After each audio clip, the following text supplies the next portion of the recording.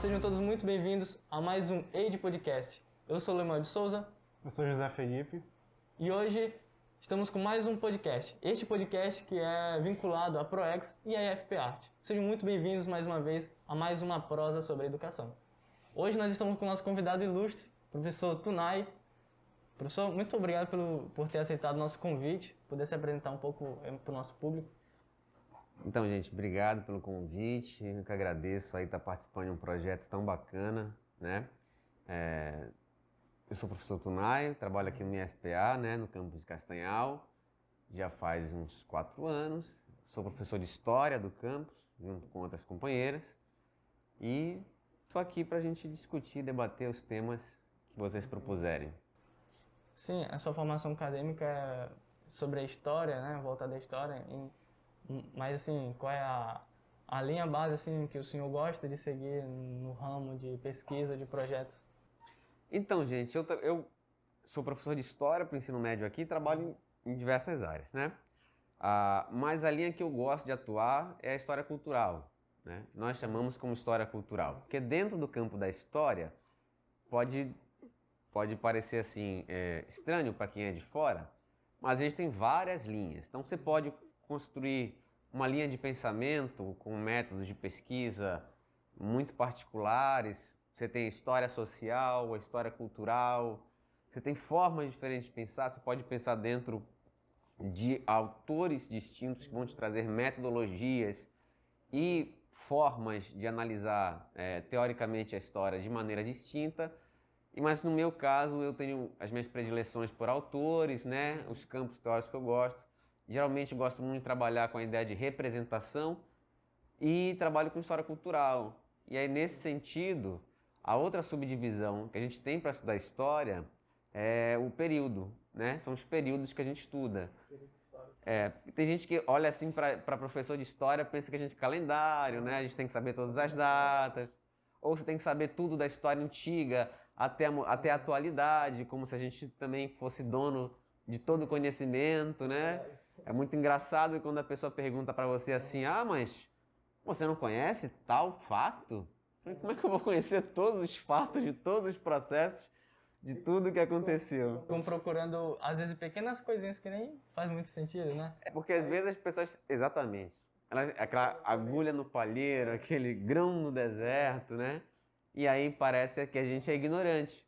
Mas no fundo não é, porque o campo da história é muito, muito vasto. Então você vai pesquisar um tema, você tem uma múltipla forma de pesquisa, porque você pode ter teorias diferentes para compreender os mesmos documentos, né? Você pode ter metodologias para ver os mesmos documentos e você pode ter olhares distintos sobre a mesma época. Eu vou dar um exemplo para vocês. Se você for estudar um período em Belém, né, em vários lugares do mundo que tiveram, chamado Belle Époque, você vai ver lá, foi principalmente um período onde houve um processo de modernização e urbanização do centro de Belém. Ficou muito popular que a gente estudasse o que foi transformado, então o centro da cidade, as obras públicas e tudo mais. Ver o entorno cultural. Isso. Mas e a parte ruim, né? E aquelas estradas esburacadas, e a população que passava fome, e os pobres dessa cidade, né? Os trabalhadores, como é que eles viviam? Eles acabam indo só por um nicho da história, só pela parte que eles acham mais interessante. Né? Houve isso, né? Hoje em dia a gente já tem uma virada disso aí, né? Uma mudança muito grande. Mas no ponto que eu quero chegar é que num mesmo tema, num mesmo período, tu pode ter múltiplos olhares, uma gama muito grande de possibilidades para tu estar pesquisando, para tu olhar, para tu entender, né? Então, um exemplo que o senhor deu aí da Belle Époque, né? Da Belle Époque. Belle Époque. Seria a Bela Época, né? Bela Época. Você Entendo. transfere para o Sim, francês. foi o momento em que aqui teve a explosão cultural, né? A formação de novos, vamos dizer assim, porque teve aquele questão de teatro, né, certo? Não foi nessa época? Sim, Teatro da Certo, Paz. pois é, Teatro da Paz. Quando teve investimento mais na cultura. Foi o não momento em que a sociedade instigou aí o desenvolvimento da cultura, né, certo?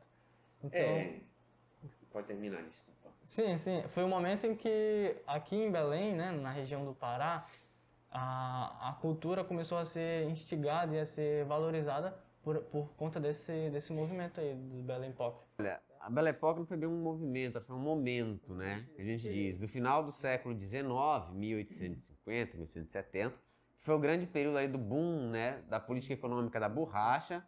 Aí Belém vai receber muito dinheiro, né? Evidentemente, e com isso você tem muito capital para investir. Só que a questão aí é quando você fala assim, então houve investimento em cultura, uma valorização da cultura, é entre aspas, porque depende do que é cultura. Né? Porque, por exemplo, para aquele momento que nós vivíamos, a ideia de cultura é que cultura era o que vinha de fora. A cultura francesa foi extremamente valorizada. Você vai ter o apelido de Belém como a francesinha do norte, né?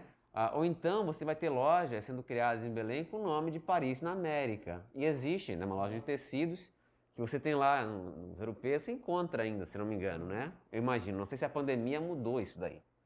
Mas o que eu estou querendo dizer é que a ideia de cultura nesse plano, a cultura então naquela época, era uma cultura francesa, mas não é uma cultura regional. Então, por exemplo, você já tinha... A cultura ela acontece em todos os lugares, de várias formas se manifesta.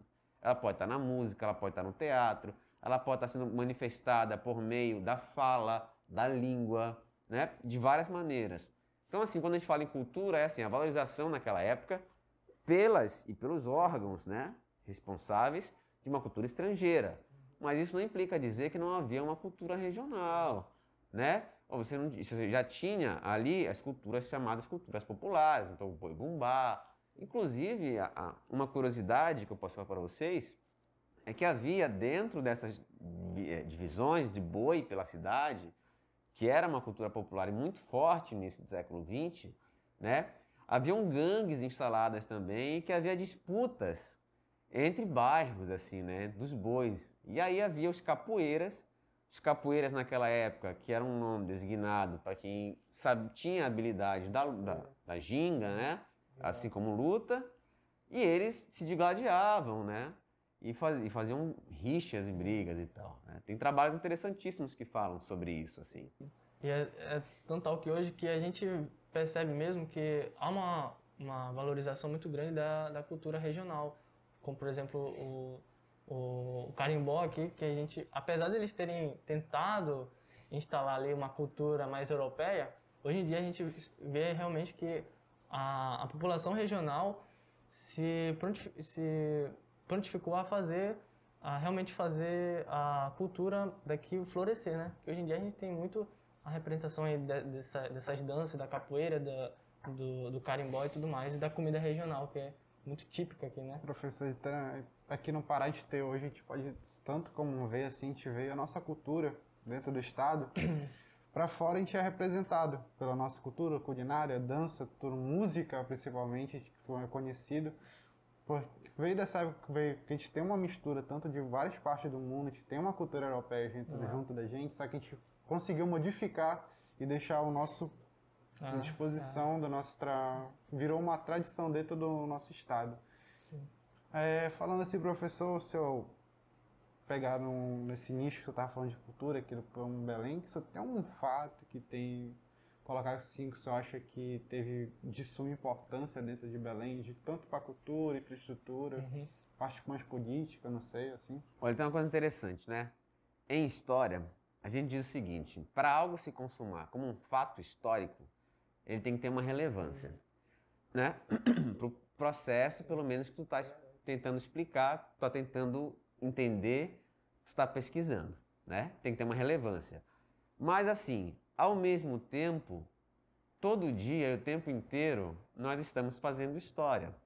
Porque às vezes as pessoas falam assim, hoje foi um jogo histórico. Vou dar um exemplo. Ontem houve a derrota do Clube do Remo, né? A torcida está enfesada, o clube está mal. E falam, foi uma derrota histórica no Baenão, com o estádio, voltando com o público, por conta da pandemia, etc e tal. Essa derrota foi histórica. Mas a derrota da semana passada também foi histórica, porque as duas foram derrotas e se enquadram dentro de um mesmo momento e um mesmo contexto. Então a gente está fazendo história o tempo inteiro. Se eu for falar para você um fato que é fundamental para a cultura do Pará, é muito difícil eu te falar um. né? Eu posso te falar centenas, existem milhares. Mas se você tiver assim, os destaques que nós temos, vocês colocaram, né? Se a gente tiver culturalmente o esporte, a gente tem torcidas apaixonadas que já apareceram nacionalmente e às vezes internacionalmente, né? Que por conta do estádio lotado, dos cânticos, da paixão pelo clube. Se a gente for ver agora, a gente tem a gastronomia, por exemplo, né? Você tem nomes hoje que ganham muito destaque na gastronomia. Você tem a família Castanho, né? Lá em Belém, o Thiago Castanho, que é um chefe já bastante conhecido no Pará inteiro, é conhecido para fora do Pará, no Brasil, inclusive, né? Você tem a Cairu agora, empresa lá de sorvete, que recebeu uma premiação, né? Fizeram um estudo e constataram que há algo de diferente no sorvete da Cairu. Pode parecer algo assim, né? Gigante, mas para quem é daqui já sabe disso desde sempre, né? Para quem conhece, evidentemente. Então, assim, a gente tem uma múltipla, mas não só Belém, né? Mas nós temos regionalmente uma construção cultural. E por que eu digo construção? Porque a cultura ela também se transforma com o tempo, né? A cultura não é algo que permanece rígido, fixo e pronto, é assim. Não, não é. Se você olhar o carnaval, fizer uma história do carnaval no Brasil, se você pegar da década de 30, eu estou dando só um exemplo, colocar até os anos 90, há uma mudança gigantesca. E o que proporcionou? É isso que geralmente o historiador se pega para pensar. E aí, às vezes, a gente coloca esses fatos que você coloca, né? Para dar algum destaque, porque escolher os momentos mais decisivos, mais importantes, também é uma escolha do historiador, né? A gente também faz isso para explicar o processo. E também é muito difícil porque escolher realmente um momento estático da história, porque aquela consequência é resultado de várias outras ações, então tem muita gente envolvida nisso, tem muitas outras escolhas envolvidas nisso, outros eventos. Vou te sugerir só uma questão, só uma para tu pensares. Na antropologia, a gente tem uma forma de analisar o tempo que a gente chama de sincronia. A gente analisa determinada sociedade numa sincronia. O que é isso da sincronia? Que a gente usa esse termo. É analisar aquele contexto naquele momento. É muito difícil, mas o que você quer analisar? Depende muito do que você quer. Na antropologia, isso é mais fácil de fazer. E por vezes você consegue trazer isso para a história. Eu vou dar um exemplo para vocês aqui, não é só um exemplo mesmo.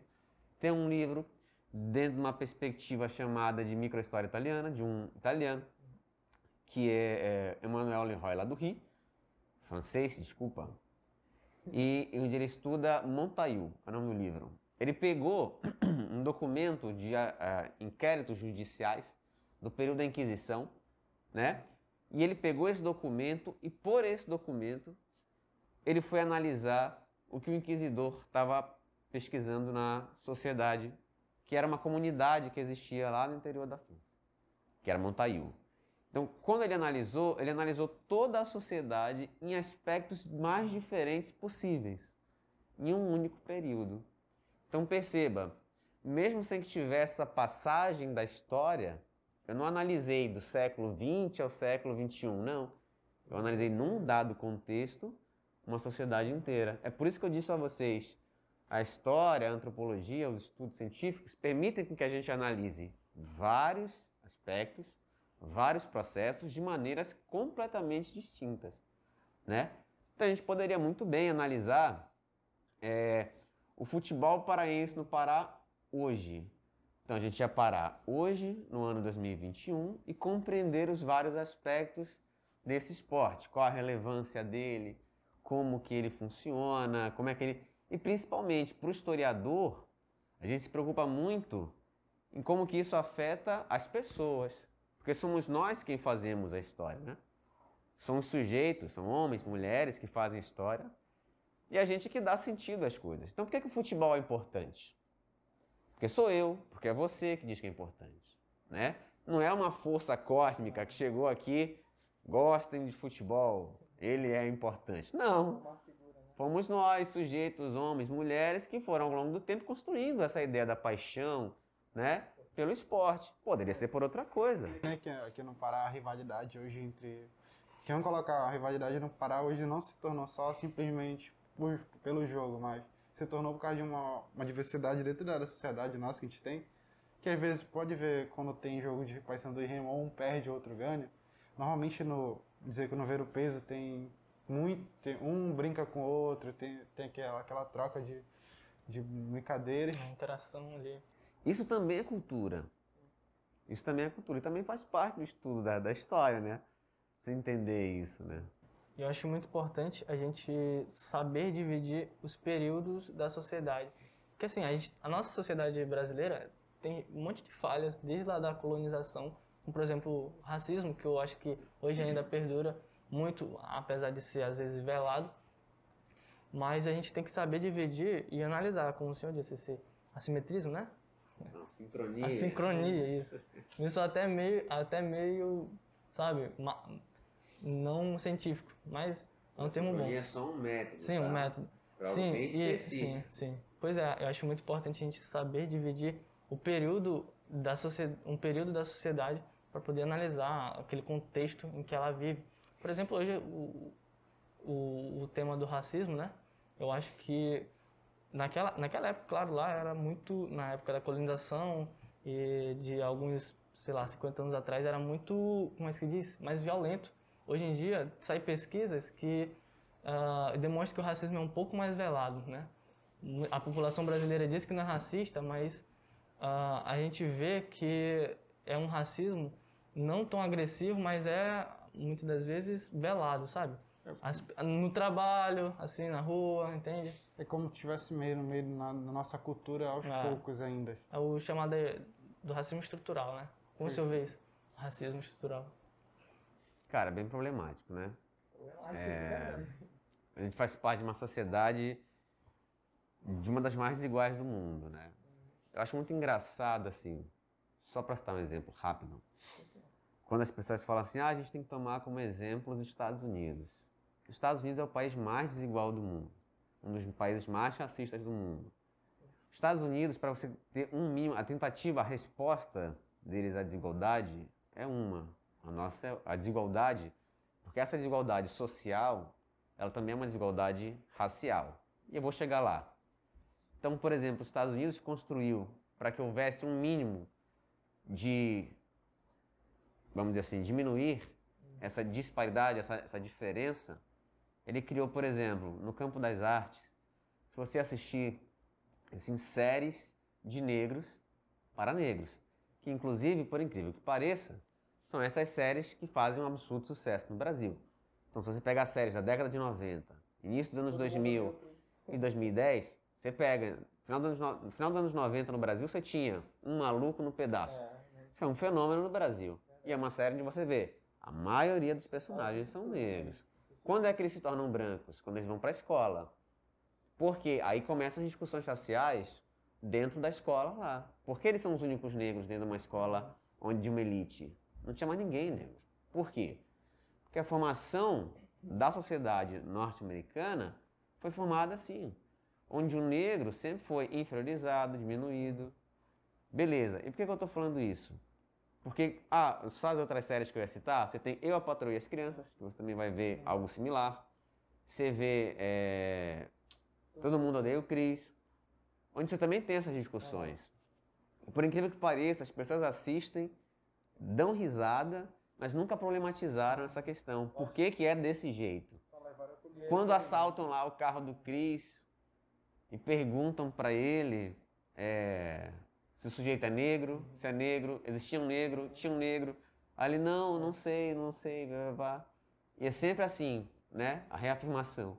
Mas quando eu falo disso é porque nos Estados Unidos esse racismo era segregador socialmente, ao ponto de você ter escolas para negros, escolas para brancos. O Massachusetts, né, Mississippi tem um filme sobre isso, que mostra bastante. O Mississippi era um dos estados mais conservadores e bastante racista. Você tinha de um lado o bar de brancos, do outro lado o bar de negros. Isso parece absurdo hoje, mas para a época era perfeitamente normal. E isso não diminui o problema do racismo. Aí quando você vem para o Brasil, as pessoas gostam de criar a ideia de um conceito que surge no início da década de 30, que é a chamada democracia racial. O que é a democracia racial? Democracia racial foi uma discussão que começou a ser feita com um sujeito chamado Gilberto Freire, no Brasil, a partir de uma obra chamada de Casa Grande e Senzala, onde pela primeira vez a gente vai ter a inserção do negro na literatura nacional. Só que perceba, a forma como ele coloca não é de contestação da escravidão, não é de contestação daquele mundo. O próprio Gilberto Freire, apesar de ser uma figura extremamente relevante para a discussão que ele propõe, para tudo que ele escreve, ele também era filho de senhor de escravos. Ele está escrevendo no início do século XX. Ele é um homem do seu tempo. A gente também tem que tomar cuidado com isso. Mas ele deixou margem para a discussão acerca de uma democracia racial. O que é essa democracia racial? É a crença de que todos somos iguais. Então ele fala coisas do tipo assim, mas os escravos pareciam crianças brincando nos canaviais. Quando na verdade não é assim. O sujeito era obrigado a trabalhar cortando cana de sol a sol. Isso não era divertido, né? E pelo menos eu não acho divertido isso daí. Mas só para terminar, eu sei que é longa essa ideia, mas se você olhar ao longo do tempo, você não tem a problematização do que aconteceu com essa população quando acaba a escravidão. Porque as pessoas, principalmente grupos mais conservadores, têm a tendência de pensar o seguinte, que se eu não tenho esse sentimento contrário ao negro, eu não tenho ações racistas. Mas a gente pode problematizar todas as ações racistas que nós temos, em falas, gestos, formas de agir. Quando a escravidão acaba, toda aquela galera que era escrava se torna liberta. Isso transformou o Brasil num país menos racista? Não. Por quê? Porque na cabeça, na mentalidade das pessoas, a escravidão acabou. Para a elite, isso não era uma coisa boa. Uma elite odienta, como diria o Ciro Gomes, né, que existe no Brasil, aquilo não era uma coisa positiva. Por que não era positivo? Porque eles iam perder mão de obra, que eles tinham gasto, investido dinheiro. O Estado não pagou por aquela mão de obra para os senhores, simplesmente libertaram, a escravidão deixou de existir. Então, para essa elite brasileira, né, esse foi horrível, esse processo. E logo depois, o que vem? Vem uma política de embranquecimento da sociedade. Por que a gente precisa embranquecer a nossa sociedade? Porque a nossa elite não é uma elite local, é uma elite exógena, é uma elite europeia, que tem a necessidade de afirmar o quê? A sua distinção. E isso existe até hoje. Isso existe até hoje. Quando você... por que as pessoas precisam ter essa distinção social? Por que agora lá na comunidade do MST ou do MTST, o Wagner Moura foi comer um prato típico que tinha camarão? Por que os mais conservadores ficaram absurdados com aquilo, né? Por quê? É porque ele está comendo camarão? Não, porque o pobre não pode comer uma coisa boa. Se você é pobre, coma que nem um pobre. Você não pode ter dignidade. O pobre tem que comer o quê? Porcaria, comida ruim. Não pode estar num restaurante bom, porque é pobre em restaurante caro. Não tem dinheiro para pagar. Ou seja, e o pobre geralmente não é associado a um valor unicamente pecuniário, de dinheiro.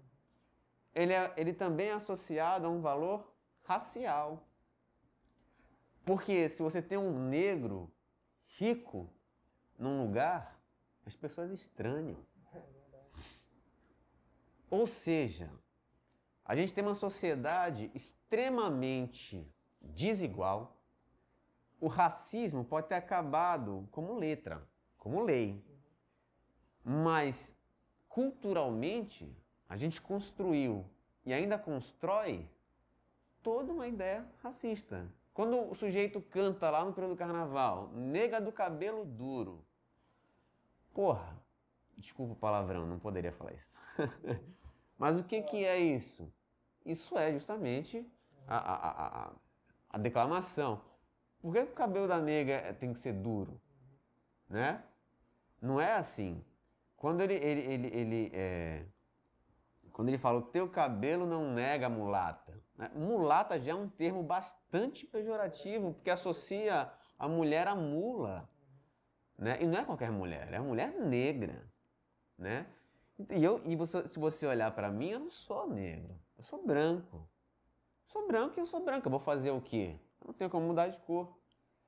Mas eu tenho a compreensão de que dentro dessa sociedade eu sou uma figura privilegiada. Eu nunca pedi o privilégio que eu tenho. Eu nunca pedi, mas eu tenho ele. O mais importante é ter consciência de que eu tenho esse privilégio. Mas eu não quero que eu continue tendo, os meus filhos tenham, os meus netos tenham. Eu luto e o que eu acredito é que a gente precisa botar isso na pauta cada dia mais.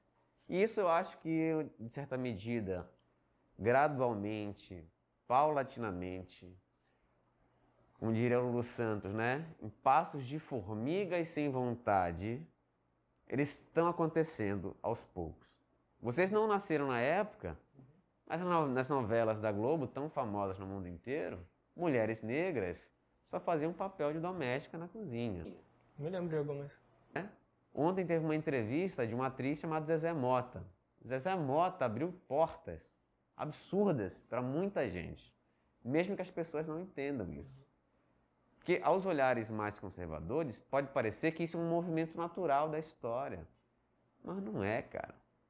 Não é, porque se essas portas não vão sendo arrebentadas, as pessoas não conseguem abrir, né? É muito difícil. E por onde tem que começar a mudança dessa estrutura racista? Por onde deve começar? Deve começar na sociedade ou deve começar lá na estrutura política em si, no Senado?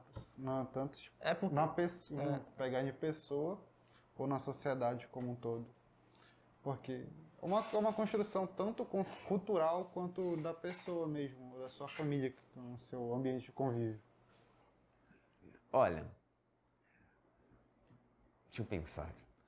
É uma pergunta muito difícil, porque como é que eu tenho que ser um político aqui, né, para te dar uma solução.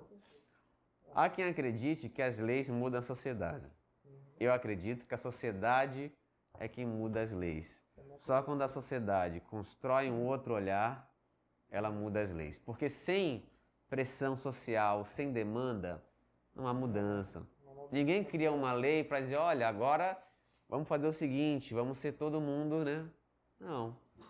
Quando você tem a questão relacionada a cotas raciais nas universidades, que hoje você tem uma inserção, e saíram resultados recentes, mostrando que houve a evolução de entrada de negros e pessoas mais pobres na sociedade, porque na década de 90, pessoal, nós tínhamos universidades extremamente brancas, de uma elite. Existem pessoas hoje que elas podem pagar uma universidade de qualidade e que ela tem, obviamente, o custo dela ali. E existem pessoas que não têm condição nenhuma de pagar. Eu acredito nessa ideia de que quem puder pagar, pague. Quem não puder, o governo ele deveria dar ali algum tipo de assistência, que é como alguns tipos de cota, né? Hoje você já tem, de certa forma. Aí as pessoas falam assim, mas essa divisão não podia ser uma cota racial, porque as pessoas não são diferentes pela cor. Mas, porra, a pobreza no Brasil tem cor, meu velho. Se você não enxerga isso, ou você é hipócrita, ou você é muito burro. Porque se você for numa favela, você vai me dizer que a maioria são o quê? São brancos? Aqui em Belém, lá em Belém, né? Você tem baixadas. Não é, cara. É esse ponto que tinha que chegar, né? Desde essa libertação dos escravos, você nunca teve nada de integração da população mais pobre, da população negra à sociedade brasileira. Sempre foi o mais empurrado para Exatamente. A ideia sempre foi essa, não. São marginais, né? A população negra tem que ser marginalizada. E sempre foram, de todas as formas possíveis, né? E isso é um processo muito longo. A gente poderia passar aqui horas e horas debatendo vários processos ao longo da história onde a gente tem a marginalização dessa população. Mas aí, você me pergunta qual é a saída? A saída é fazer trabalho que a gente faz de formiguinha, cara. Qual é o trabalho de formiguinha? É a discussão em sala de aula, é o artista, é o escritor, é mostrar a sociedade brasileira como ela aparenta. é você ter, por exemplo, uma Maju Coutinho na televisão. Por quê? É uma mulher bonita. Ah, mas antes você não tinha. Então, qual era o padrão que você tem? Para você ser jornalista, você tem que ser branco. Ah, mulher lá, branca, jornalista, toda arrumadinha e tal. Pá. Então, só quem consegue isso é o quê? Tem que ser branca, classe média, vai conquistar essa vaga lá na Globo, né? Não pode ser assim. As pessoas não conseguem, às vezes, ter dimensão disso aí, né? Mas a gente precisa ter essa dimensão do que a gente está enxergando para ter essa representação, né? Porque essa representatividade, ela é importante. E enxergar essa representatividade dá a quem assiste uma impressão de uma outra sociedade, né? Isso transforma, mas é pontualmente. Isso é muito pouco ainda, né? Mas o trabalho é esse mesmo, é de formiguinha, em cada lugar você começar tem que fazer a inserção, a discussão, a interpretação e a leitura. A gente não pode ficar achando que naturalizar, sabe? Tipo, o sujeito morreu o sujeito negro morre, era bandido. O sujeito branco, traficante, morre, era um estudante que traficava drogas. Não, era um bandido também, não é assim? Contraditório, né? A leitura é muito diferente, né? Eu acho que é realmente isso, porque hoje em dia a gente tem que aproveitar porque a gente tem muita informação, mais alunos, todo mundo que vive esse momento precisa muito buscar informação e o que realmente acontece na nossa sociedade. Racismo, por exemplo. E eu queria também entrar em outro ponto polêmico, que é a situação histórica que o Brasil vive. Situação política e situação, enfim, né, que toda essa pandemia trouxe pra gente. Daqui uns tempos, isso aqui vai estar escrito nos livros de história, como é que vai estar sendo retratado. Eita, mano. Vou pegar um processo administrativo desse jeito. É uma mudança, vamos dizer que foi uma mudança muito repentina do dia para a noite. Vou ser bem... Vou tentar não entrar em algumas discussões. Mas vamos tentar entender, vou entender o seguinte, o que a pandemia transformou pra gente, né? Enquanto educação. Olha, no campo da história tem sido uma coisa muito, muito difícil. Mas a pandemia também transformou essa parte difícil em partes boas. Por quê? Eu particularmente, Tunai, e eu sei que muitos colegas meus não fazem esse trabalho, eu faço um trabalho de pesquisa para ver quem são professores que estão dando aula em YouTube. Como estão as aulas, conteúdo que estamos trabalhando. Por quê? Porque eu gosto de ter dimensão do que e como está sendo trabalhado em outros lugares para ver se eu estou seguindo a mesma linha, né? E eu me aperfeiçoo, busco me aperfeiçoar. Eu nunca trabalhei com tanta tecnologia quanto agora com os meus alunos. Eu sempre fui um professor que uso música, vídeos, e às vezes procuro, se tiver jogo, game, eu trago, né? Nem que seja aqueles teaserzinhos que tem, né? Que trazem clipes pra gente. Um exemplo tem acho que não sei se é God of War, Assassin's Creed. Sempre tem temas históricos, né? E aí não que eu jogue em sala de aula, porque eu não sou bom, e nem tenho um Play 4, 3, enfim. Mas dá pra trazer vídeos que trazem algumas informações. Claro, você faz a crítica pontual, uma que outra ali. E aí você trabalha com vídeos, jogos, enfim. Sempre tem texto interativo. Só que a pandemia, cara, trouxe um momento muito difícil, porque muitos professores não são da mesma geração que eu. Eu tenho 32 anos, né? Eu sou relativamente jovem. Muitos dos meus colegas já estão próximos de 40, já passaram de 40, tem um colega já de 50, né? E alguns com mais. Então você querer que todas essas pessoas rapidamente consigam absorver isso, trabalhando desde os 18, 19, 20 anos, é difícil. É difícil. Você tem problemas relacionados à burocracia dentro das instituições. E percebam, o IFPA é uma das tem melhores infraestruturas se você pegar aqui em Castanhal. Porque se você pegar em escolas, às vezes, de determinados municípios ou estados, dependendo de onde você for, você tem situações extremamente precárias, né? Mas isso fez com que a gente aprendesse a lidar com algumas ferramentas que a gente não fazia ideia. Google Meet, Google Classroom. Formulário, né? Os teus formulários. Eu admito que eu ainda sou um pouco mais tradicional. Eu gosto de passar minhas atividades no Word, os alunos me retornam no Word mesmo. Eu deixo o espaço lá no Word para você responder, porque às vezes o sujeito só tem um celular, né? E aí ele usa e já digita no celular mesmo a resposta. Mas isso também trouxe algumas complicações, porque nem todo mundo tem internet. É muito ruim, vocês sabem disso, assistir aula num celular ou assistir aula num computador. Você pode adorar o professor pode ser o cara mais legal do mundo, mas você não aguenta 50 minutos, 1 hora, 2 horas. Cansativo às vezes, né? Né? Mesmo a matéria Então, sendo boa, mas... Eu falo muito, então às vezes eu fico com pena dos meus alunos. Hoje eu fiz aula assim, eu gravei e dividi em três partes. Eu falei, quem quiser fica, quem não quiser assiste depois. E fui dividindo, porque eu entendo vocês também. Então, a ideia da não obrigatoriedade para o aluno assistir aula também é importante. Mas aí eu tive que me refazer, porque eu tive que pesquisar material, porque da noite para o dia não tinha como a gente produzir todo o material do ensino médio. Aí você vai em sites, aí pesquisa, tem muita coisa ruim na internet, absurdamente ruim, tem que tomar muito cuidado. E Aqueles sites de conhecimentos gerais, né, são os mais famosos de informações equivocadas, né?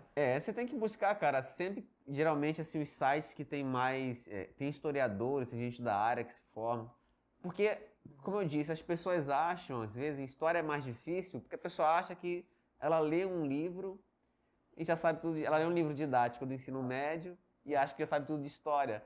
Só que história não é isso, entendeu? Só aquilo que eu falei no iniciozinho, que a gente discutiu, eu tenho certeza que muita gente, muito jornalista, ou o que me incomoda mais é o que eu vou dizer agora. Somos nós professores, fazermos pesquisa, trabalharmos, estudarmos para isso, né? Passar 4 anos na faculdade, você faz um TCC, você pode fazer especialização. A gente indica sempre a formação continuada, né? Que o professor continue se formando em outras coisas. E aí você vai no YouTube, é um garoto do ensino médio, faz um vídeo de história e às vezes o teu aluno acha que aquele cara que te contradiz tem mais conhecimento que você.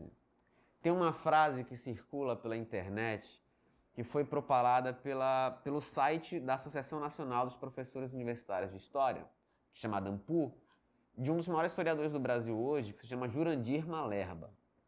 Ele dizia o seguinte: quando você achar um site desses, um vídeo na internet, que tenha frases como veja o que o teu professor nunca te contou, você não vai acreditar, veja o que você não sabia. O segredo, né? Guardado. E ele falou a ideia do... Principalmente essa ideia, não são exatamente essas palavras, né? Não estou colocando aspas aqui, mas é mais ou menos essa ideia. Ele diz o seguinte: não acredite nisso. Porque na história é difícil ter essas inovações. E são pesquisas muito recentes, e tem muita pesquisa ruim, cara. Então às vezes você compra um livro de história com a maior da boa vontade, sabe? Mas às vezes tem informação errada. Às vezes tem grandes historiadores que produzem texto que, por não terem atualizado uma leitura X ou Y, acabaram reproduzindo um erro. Isso pode gerar crítica a ele depois, né? Obviamente, para historiadores mais veteranos é mais difícil, óbvio, né? Mas assim, em linhas gerais, sobre a pandemia foi muito ruim. Psicologicamente, principalmente, né? Emocionalmente, para todos nós. Foi muito ruim. Para a educação foi péssimo, péssimo, porque vocês desaprenderam como estudar. E não são todos que conseguiram reaprender, porque é um processo lento e esse processo está começando a voltar ao normal. Então não vai ter tempo de você reaprender dessa forma. Não, você vai voltar da forma como a gente aprendia a estudar antes da pandemia. Básico. Só que o problema é que, cara, convenhamos, as coisas não são tão fáceis assim. Tiveram alunos que foram buscar trabalho para ajudar a família. Tem uma diversidade de situações muito grandes, né? Tem aluno até que foi mãe já, né? Pai. Então a gente tem uma diversidade muito grande. Se há algum aspecto positivo em tudo isso, é a lida com a tecnologia. Porque é algo que hoje eu já não quero me desfazer, né? Aprender a lidar no Google, a nossa ferramenta, e eu falo do IFPA, o Google Classroom para mim foi um ganho absurdo. Nós temos o SIGA, que é a nossa plataforma oficial, mas o Classroom é mais leve, é mais fácil, é mais didático para os alunos. Então eu ponho tudo no Classroom e ao final do curso eu só passo para o SIGA, sem estresse, sem dor de cabeça, sem nada, né? Porque antes, mesmo os alunos tinham dificuldade em acompanhar quais aulas foram ministradas, né? Qual o conteúdo foi ministrado? Hoje você vai lá no Classroom, ó, ministrou isso aqui. Quando foi que você deu essa aula? O professor deu aula de proclamação da República, dia tal. Aí você vai lá, foi mesmo? Você olha no Classroom e tá lá, né? Isso ajuda. E o senhor disse que a gente tem que voltar a aprender como era antes, certo? Só que eu vejo um problema aí, porque o senhor mesmo já está usando o Classroom agora como forma pessoal de didática, né? Mas não seria bom agora, porque a gente não sabe quando vem, tomara que não venha de novo uma pandemia, se Deus quiser, mas se acontecer alguma coisa assim parecida, eu acho que a gente tem que começar a mudar a nossa educação de uma forma mais abrangente, né? Mais acessível assim. Então, minha visão pessoal, eu acho que a gente tem que começar a já mesclar as coisas aí, porque nunca se sabe quando vem alguma coisa diferente de novo. Professor, não tem como negar, tipo, a nossa inovação com tecnologia que apareceu durante essa pandemia, que tanto auxiliou quanto, às vezes, para algum teve dificuldade, a gente não tem como negar que foi uma mudança de cotidiano, foi uma mudança do que a gente sabia, do que a gente pensava que era, como era feita a educação.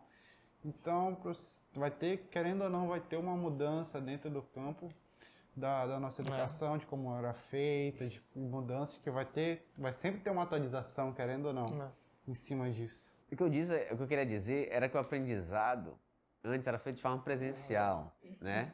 Só que, por exemplo, você ficar assistindo aula de um celular, é difícil você se acostumar. O que eu estou dizendo é que você começa a se acostumar com o celular, começa a se acostumar com uma tela, mas você vai ter que voltar para um modo presencial. Que, convenhamos, é muito mais confortável para todos nós. É isso que eu estou falando. Eu não estou dizendo de maneira alguma, pelo contrário. E eu acho, gente, que a gente tem que sempre tentar se inovar, porque educação não está fora dos outros estratos sociais, né? A gente vive em sociedade, a educação faz parte disso. E a gente tem que se aperfeiçoar, tem que mudar, até porque a geração de vocês também traz isso, né? Traz essa necessidade. Traz a necessidade de buscar coisas novas, né? O professor tem que dar uma aula mais atrativa. O que é uma aula mais atrativa, né? Porque o aluno fica assim, tem que ser uma aula mais... Eu imagino os professores... Eu gosto muito de literatura. Aí você imagina, professora de literatura, professor de literatura vai dar aula. Aí o aluno vai dizer, professor, o senhor está discutindo Machado de Assis? Tudo bem, Machado de Assis não é um texto fácil, não é um texto que todo mundo engole, mas é a principal obra, o principal escritor da história do Brasil. Então deixa ele aí, altera outras obras, né? Tem inclusive universidades do país que eu já vi que usam textos muito mais fáceis, mais tranquilos. E mesmo que o for, você tudo bem, quer substituir Machado de Assis? Coloca um autor que escreve de maneira que não seja tão complicada, já que os alunos têm dificuldade, reclamam. Coloque, sei lá, Ariano Suassuna, por exemplo, que é um grande escritor popular, né? Vocês têm uma facilidade para lê-lo. Ariano Suassuna, se vocês não conhecem, é o que escreveu, que depois virou filme. Ele escreve como peça de teatro, se eu não me engano, como livro, depois vira filme. O Alto da Compadecida, vocês devem ter assistido, né? Que é o filme de maior sucesso daí do Brasil. Depois de Minha Mãe é uma Peça. Então, assim, você substitui, mas substitui por grandes nomes. O que não dá pra mim, cara, é tipo assim, vamos mudar, vamos inovar, mudar a leitura, aí vamos botar pra ler o quê? Eu não sei o que o pessoal tá lendo hoje em dia, mas quando eu tinha idade de vocês, era Crepúsculo. Pô, você tá de sacanagem comigo, entendeu? Tem muito isso, mas tem o Harry Potter, tem essa galera assim. Vamos discutir assim, eu acho importante a gente discutir os jovens, sabe? Há uma mudança hoje no ensino médio muito forte nesse sentido. Mas, ao mesmo tempo, existem coisas que não dá pra gente também mudar de maneira tão drástica. Parte da história mesmo, né? que tem que Que encaixar. faz parte do nosso currículo, não só, tipo, só como estudante, mas também como pessoa. Isso impacta na nossa vida quando a gente começa a conhecer, não só obras que a gente veio antigamente, do nosso passado, para refletir, ver o que foi refletido no futuro, para ver as mudanças que ocorreram. Principalmente na literatura, a gente vê uma pegada totalmente diferente. E vai de acordo com cada escola literária, cada autor. É isso. E às vezes também acontece uma coisa que para mim incomoda muito, é que os alunos geralmente não sabem por que estão estudando aquilo. Isso me incomoda muito. Então, eu geralmente, em primeiro dia de aula, eu ponho ali o porquê que ele vai estudar história. Por que você tem que estudar história, meu irmão? Por que a gente tem que estudar história? Por que diabos tu vai estudar história? Pensa só comigo. Olha, isso aí eu falo em 2 aulas, tá? Depois não tem espaço no teu podcast, tu vai dizer que eu falo muito. Olha aí. Você coloca o seguinte, imagina o seguinte, a sociedade precisa da história para vários motivos. Por vários motivos. A sociedade. Um deles tem uma frase muito famosa, se não me engano, do Peter Burke, que é a história que o historiador é responsável por lembrar a sociedade daquilo que ela não deve esquecer. Um exemplo disso, o fascismo, o nazismo, que eu acho que é um assunto que está muito em voga hoje. A história, ela não é um ciclo, ela nunca se repete. Então, quando você fala assim, hoje o presente está repetindo o passado. O presente não está repetindo o passado. Ele nunca repete o passado. Porque os personagens não são os mesmos. Os contextos não são os mesmos. As ações não são as mesmas. Então ele não está repetindo. São fatos parecidos. Bom, você tem o impeachment do Collor na década de 90. Você tem o impeachment da Dilma em 2016. São contextos diferentes, políticos que atuaram de maneira distinta, pressões sociais de grupos diferentes e contextos completamente distintos. São 2 impeachments, mas por motivações completamente diferentes. Mas afinal de contas, por que tu tem que estudar história então se o passado não se repete? Porque quando a gente estuda determinados problemas, situações, a gente cria padrões de compreensão da sociedade. Então vamos entender o seguinte, cara, a gente estuda lá Grécia Antiga. Por que tu acha que tu tem que estudar Grécia Antiga? Pô, vou te dar inúmeros motivos. Se você quer uma pessoa ligada ao esporte, pensa, onde foram criadas as Olimpíadas? Na Grécia Antiga. A Grécia foi conhecida e é conhecida como o berço da civilização ocidental. A filosofia ocidental, porque a filosofia oriental também existe, né? A filosofia ocidental é criada também na Grécia. Sócrates, né? Maior, Sócrates, Aristóteles, Platão, você pode falar de vários pensadores gregos na antiguidade. Política, a democracia, vocês acham que nasce onde? Discussão sobre democracia. Como é que a democracia surge? Quais características da democracia? Tem uma coisa muito importante que eu sempre falo para os meus alunos, uma característica da democracia ateniense. A democracia ateniense ela era imperfeita, principalmente se nós olharmos hoje em dia. Uma característica que ela tem, ela é altamente restritiva. Então, mulheres não poderiam participar da vida política. Escravos não participariam de vida política, nem estrangeiros. Tudo bem, essa é uma coisa. Mas para o Clístenes, por exemplo, que é um sujeito que cria a democracia em Atenas, só filho de pai ateniense poderia participar. Você restringe ainda mais. Hoje em dia é assim, se eu não for filho de brasileiro, mas eu me senti como um brasileiro, posso participar da democracia? Depende. Você tem ali... Se eu nasci em território nacional, posso. Mas se eu for estrangeiro, se meu pai for alemão e eu for da Bélgica, sei lá, se eu morar aqui há mais de 10 anos, tem algumas situações que podem fazer votar aqui, participar do processo eleitoral. Mas existe uma coisa que eu sempre coloco para os meus alunos, porque a gente demoniza a política no Brasil. Aí a gente diz o seguinte, político nenhum presta, não deveriam ganhar salário. Mas isso foi discutido, sabe onde que isso foi motivo de discussão? Na Grécia, lá em Atenas. Por quê? Porque antes existia um grupo de nobres atenienses que controlavam a política de Atenas. Eu pergunto a vocês, na política, cada um defende o seu quinhão. Cada um vai defender o quê? O seu próprio interesse, não é isso? Se eu sou nobre, eu vou defender o interesse de quem? De pobre? Se eu sou industrial, rico, eu quero lucrar mais, não é isso? Então eu vou lutar para criar mecanismos na lei para que eu possa me beneficiar. Não é assim? Não parece lógico? Num ponto de vista materialista é bastante lógico. Agora deixa eu te fazer uma pergunta. Se eu for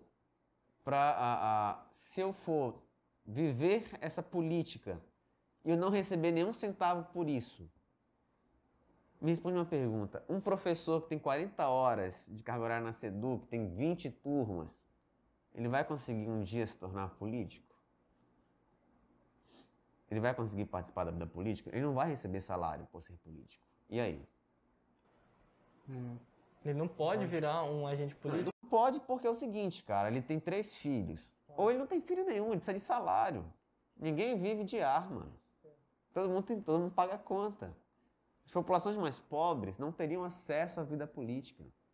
Por isso que ele cria uma coisa chamada mistoforia, que é o quê? O pagamento a quem tinha participação política. Porque você permite que pessoas de grupos minoritários, de classes menos abonadas, menos ricas, possam participar da vida política. Por que a democracia é tão importante? Porque a democracia coloca os sujeitos, pela primeira vez, no poder. Sujeitos mais pobres. E o governo passa a ser mais amplo. Por que hoje, por exemplo, a gente teve na eleição para vereador, não nessa agora, na anterior, tinha um candidato chamado lá que era cobrador pregador. Era um cobrador de ônibus que se candidatou e foi eleito. Ele ficava pregando no ônibus, né? Independentemente de ser bom, ser ruim, ser legal ou não, ele se candidatou e ele foi eleito. Agora vocês acham que ele conseguiria ser cobrador de ônibus e ainda assim participar das discussões dentro da Assembleia Legislativa? Ele teria tempo? Não.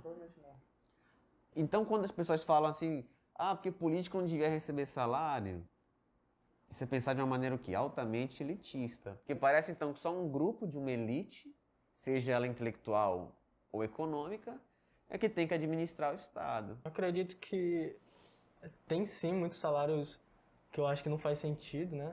Muitos salários de políticos que não deveriam ser aquilo, né? Tão exorbitantes. Já tem muito, na minha visão, tem muito privilégio já do fato de ser um político, mas aí também junta outros os salários maiores. Eu acho que o professor deveria sim ganhar mais que um político. Eu acho que o médico também deveria ganhar. Enfim, mas aí... Fala isso pro ministro. Mas isso é uma outra pegada de outra história. Deixa um pouco mais daí aí pega um processo, né? Não pode. Mas ela não pega essa. Mas é assim, eu acho que, como o senhor disse, tem elite, né? E às vezes eles fazem um mecanismo para se próprio beneficiar. Então, claro, tem a corrupção aí, tudo no meio. Então eu acho que às vezes não é muito justo o salário de alguns políticos que recebem. Mas aí você discute outra coisa, né? Não é mais se recebe salário ou não. É mais o quanto está recebendo e o porquê. Aí a gente discute, tudo bem. Será que é justo? Será que é justo uma doméstica, um gari que faz um trabalho braçal, absurdo, ganhar uma miséria, de um sujeito que às vezes sequer vai trabalhar, ganhar a mesma coisa? Será que ele não devia ser punido por aquilo? Né? A gente pode entrar em várias discussões. Né? Eu acredito que tem muito espaço para discutir isso, mas a gente vai ficando por aqui nesse podcast, tá bom, professor?